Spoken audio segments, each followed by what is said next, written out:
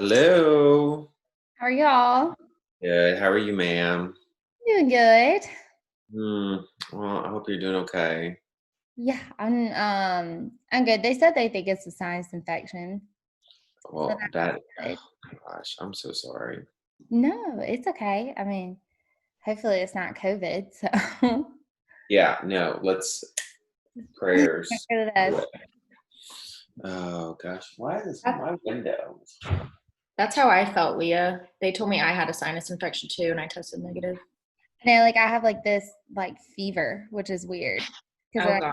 never had that with this before. Like I woke up and felt awful this morning. I didn't feel good yesterday, but it was just like it wasn't like I thought like I could have COVID or a sinus infection or anything. But my sister tested positive for COVID. The one that Oh just my turned 21 gosh. that I was with all last weekend, her and her roommate. So I was like, oh, They great. just got it. Yeah, they just got their test results today. They got tested, I think Tuesday. And she said same thing. She just like felt just off like after her weekend, but she said she thought she was just, hungover. So, but then she started to feel worse. And so she went to the doctor and then they tested her and said she had COVID. That's So horrible. That's so Oh scary. no. I know. So I'm over here like literally sweating, hoping I don't have it. Oh, but Parker feels fine. Like our baby's fine. So Gosh. that's with me. It's But like, yeah, and then like anything that you feel sick at all, you're gonna think that you got it. So it's gonna be like, especially if you were around someone who had it. Oh my God. yeah, especially after being like in a college town, like in a Oh college yeah. bar, you just feel like you're going to get sick. Those irresponsible college kids. You know me. I'm not gonna lie, I didn't see much sanitation going on in there. I can't. I don't know what to do with my computer. I'm like the light. These lights in here are horrible. I think I'm gonna rip them down. Oh, here's Jeremy.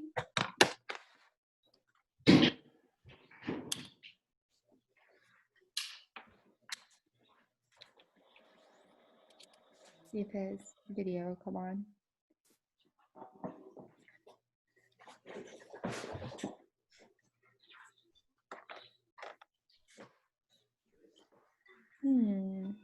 No?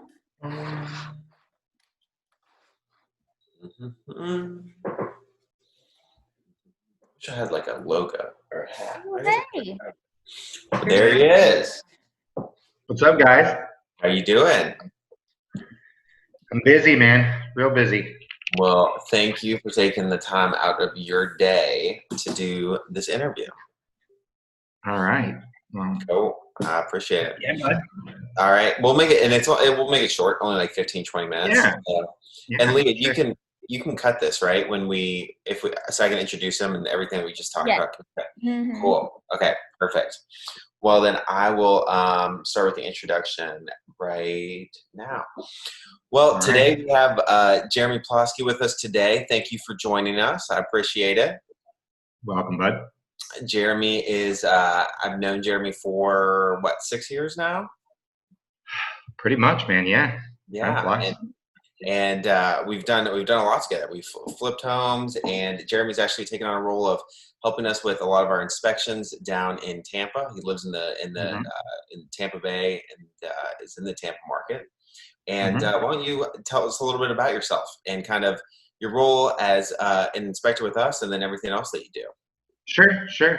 So I started in real estate probably about 2004, 2005. Wanted to be in the mortgage business. Wanted the office job, the shirt and tie thing.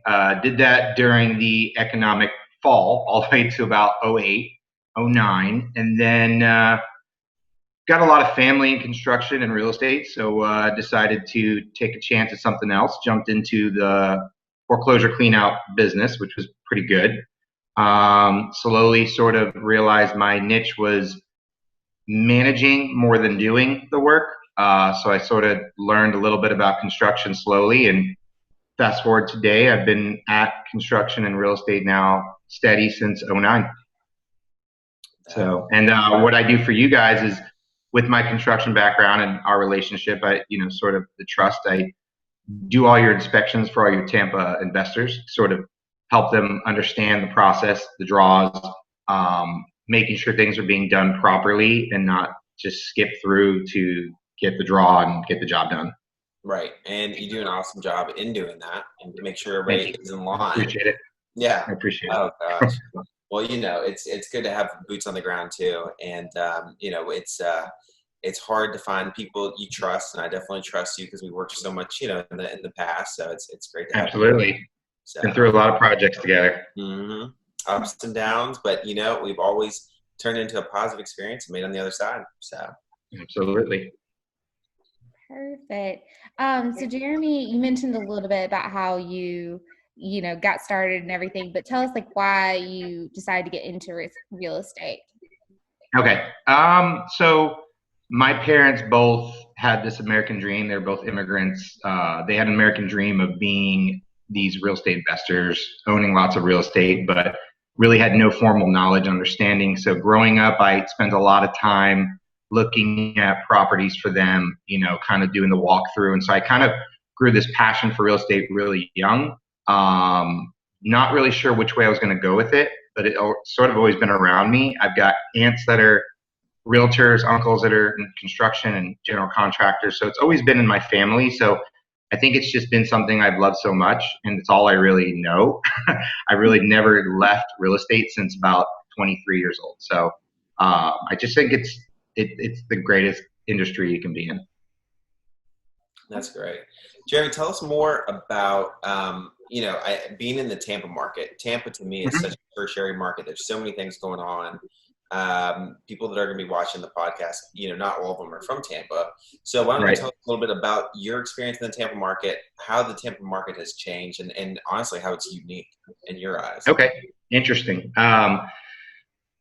So I've obviously started in the recession, right? Kind of learned a lot about that market, and then kind of grew during this period of time over the last several years where we've had a lot of growth. And I've just noticed that the potential for Tampa is so big with the amount of people moving out here that even what we're going through today in this period of time with, the COVID and everything, and even the job losses, that we're like a nonstop machine, right? So there's guaranteed development downtown that has been promised years ago. So that potential doesn't stop. There's communities here where I live, which is more Pasco, Hillsborough, where they're guaranteeing 10,000 new homes being built over a course of like 10 years. So I just think that it's going to take a lot more to stop this market down here from growing. I just, you look online, it says Tampa's number one, Tampa's number two, and it is. I mean, I haven't stopped working on a residential property even during all this. I've been out to 3 estimates a day. Wow. So people have not stopped wanting things done. People are interested in, moving to another area to get into new development. So I think the potential is here. It's going to take a lot to slow it down. Mm-hmm. Exactly. Well, Jeremy, do you mind telling us how you got into flipping? Yeah, absolutely. So started in the construction side about 2009, 2010, met my first investor. He wanted me to do a paint job and some other work. Like I mentioned before, I realized I wasn't a painter. I was more of a project manager.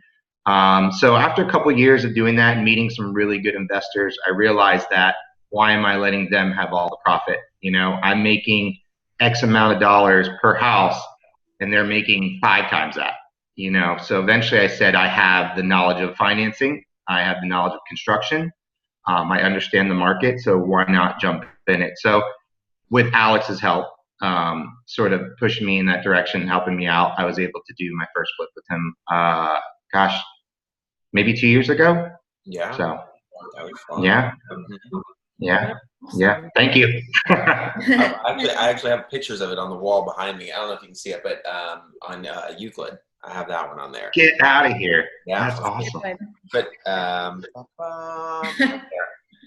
yeah, that was a good one. That was great. You all did such an amazing job. Yeah, thank you. Appreciate it. Amazing. So what would you say your favorite part of flipping or investing is? Oh gosh, I would say it's taking something with most people would think would have no potential, and converting it to something cool. Like I could walk into a house at this point and envision a finished product, within the first 15 minutes. So it's the idea of taking something that most people would walk away from, that your potential buyer would look at it and say, I don't like how chopped up the house is, or, I don't like the layout, and me being able to see the vision at the end and make it happen. And then somebody coming back and being like, wow, that's amazing. It's just, obviously everybody's in it to make money, but there's something about taking like one of the worst houses on the block and making it one of the nicest. Oh yeah, for sure. So what would you, going off of that, what would you say your least favorite is? Well, coming from the construction side, budgeting, I have a great grasp of understanding what things cost, but at the end of the day, it's staying within that budget, and that timeline is what is everyone's issue. No matter how many years of construction you have and knowledge of real estate, it's so hard to keep budgets in line, because you're not buying something that just needs a paint job and some flooring. You're buying something that basically needs a complete makeover. And with that, knowing you're going to have other unforeseen issues, that's probably always the biggest headache and stress. And Jeremy, to build off that, where do you find most of the overages going? In your experience, just for someone who maybe was getting into flipping and was building their first budget out, where are you most cautious when you're my biggest concerns are always in the unforeseen. So when you're doing a roof, people think X amount of dollars per square, and then they calculate that in. But if your roof is shot, there's chances that there's other issues that are unforeseen: plywood issues, wood rot, mold. And then getting into things like electrical. People think everything's good until you get in the attic and you find out that the homeowner used duct tape to put everything together. Been there, right? So it's the unforeseen issues that I think are, for me, the challenge in keeping that budget. I could walk a house and take all the measurements in the world, and I can have a perfect layout of square footage, and that's the easy part, but it's all the other stuff that we just can't grasp until we demo. We just don't know what we're looking at behind the wall. We think we could take a wall out. We can't. We think we could, raise the ceiling. There's too many electrical wires and things that are in the way of accomplishing that goal. So that's usually what causes the most amount of overages for me. Gotcha. And that's also in construction. Even running projects for other people. So. For sure. Tell us a little bit about your experience as like a flipper, contractor, inspector. What have been some of your favorite projects that you've worked on? Well, all the projects with Alex, duh. It made me blush. Some of my favorite. So you're saying ask some of my favorite projects, like things I've done? Yeah, some good ones. The one that Alex showed was one of my favorites, because at the time, working with Jacob, who was part of the business, he showed me that property, and it was asbestos roof. It was, I don't know if you could later on show anybody the before pictures, but it was disgusting inside. I don't think anyone should have walked that house for more than 30 seconds. And I remember looking at it and saying, I would never touch this house in a million years. But when we gutted it, and we fixed it, and we made it nice, and the couple who bought the house actually had me come back to fix something, they were like, oh, you made our dream home. And I was like, that I've never had that experience. I'm always in and out, and I don't deal with the sale, and I don't deal with anything afterwards. So that opportunity to go back there and help them with something, and then them tell me how much they loved it, was probably one of my highlights of doing this, because you normally don't get that option. You can post pictures online, and your friends and your other investor friends and all tell you how nice it is, but it's not the same until the person who lives in it is like, you made my house perfect. So that's great. Yeah, very rewarding. Yeah, sure. It is. Awesome. What are some of your future goals, like things that you see coming up in the next few years that you're working towards? So kind of a backstory, investing was sort of what I wanted to do full time. And then it sort of jumped into working for a company for a little while that put me in a position to go back into retail. So retail was something I did for about a year or two. I didn't know if it was really my future, but I got on board with another company that is having me currently develop a retail side of their business. They focus mostly on hedge funds, some commercial stuff, and they met with me and asked me if I could help develop and build their retail side. And so they've invested a lot of time, energy, and money into that. So I feel like that's a good opportunity right now, and I'm excited about it because I'm building it from the ground up. So I'm hoping to get back into flipping here soon. But right now, it's about building this division for their company. I'm hoping that I could eventually have multiple PMs and sales guys under me. So I'm currently the one-man band. I'm the sales guy, the estimating guy, the PM, finding all the vendors. But kind of excited about that right now. So it's something I hope to continue on with, and then sort of on the side continue doing the flipping, because that's ultimately my passion, is the flipping side. Awesome. You wear a lot of hats, Jeremy. I do. I like it a lot. I do. It's always been my thing. And I think that's how I think everybody in this podcast is that way. We're always, thinking outside the box. What can we do next? Just keep them busy, because nobody wants to be monotony. Go ahead. I think everybody gets bored with monotony. So. Yeah, I mean, if foreclosures are the next wave, we've talked about this before. It's go right back in. Nothing about real estate turns me off. There's not a single thing about real estate as far as tasks or jobs or opportunities that I would walk away from. I mean, I've even contemplated getting my loan officer certification and doing that on the side, just because it's a great market. So I completely agree. So do you have any tips for upcoming real estate investors starting out in this kind of market right now? Yeah, find a good lender, plug you guys, and find a good contractor. I've told this to Alex a million times, like, these new investors are always on these, meetups and investor groups, and they're out there looking at, costs from an investor standpoint, but they don't really truly understand. So they're using this matrix of, this is what I think things cost, but really don't understand exactly the potential, cost of doing a renovation. So I think get a good contractor on board, listen, learn. Sometimes you're going to pay more than you want to pay, but if the job's done right and you can move on, the potential to do more with a strong contractor and a good lender is everything. I mean, I learned everything getting my hands dirty, but most investors don't. They don't want that. They want to be able to outsource all that stuff. So I say strong contractor. Don't jump into finding a guy who lays tile but also paints. Find a contractor that you can work with and build your business from that point. And I think you'll be okay. That's awesome. Well, Jeremy, thanks for taking the time out of your day to do this with us. Of course. Anything for you guys. I appreciate it. And we're going to post this afterwards. And this is always fun to do these little snippets and pick people's brains. So I appreciate it. Yeah. And, throw out my name if anybody needs any contracting work. Hey, perfect. Throw our name out if anybody needs any lending. So always do. I always do. We just talked about. So boom. Awesome. All right, guys.